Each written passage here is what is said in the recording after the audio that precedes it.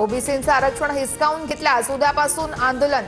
जरांगेंनी बाजावर बसून आंदोलन केलं। आम्ही ढेकळात आंदोलन करू। ओबीसी आंदोलक लक्ष्मण हाके यांचा इशारा।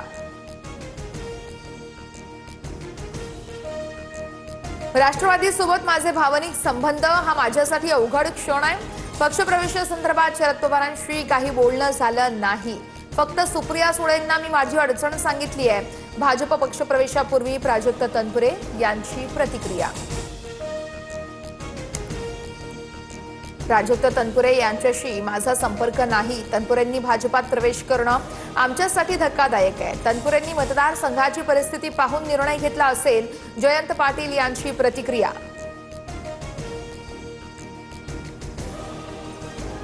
पक्षाची आर्थिक परिस्थिती चिंताजनक। मंत्र्यांनी उदारपणे पक्षनिधीसाठी योगदान द्यावं।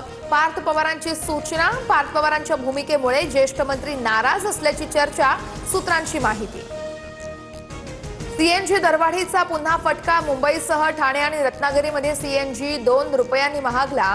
15 दिवसात दुसऱ्यांदा वाढ। दरवाढीनंतर सीएनजीचा दर प्रति किलो 86 ते 88 रुपयांवर। जगावर इंधन आणि ऊर्जेचं संकट टळल्यावर दर पुन्हा कमी होतील। पुरवठा सुरळीत ठेवण्यासाठी जास्त पैसे द्यावे लागतील। सीएनजी दरवाढीवरती मुख्यमंत्री फडणवीसांचं स्पष्टीकरण।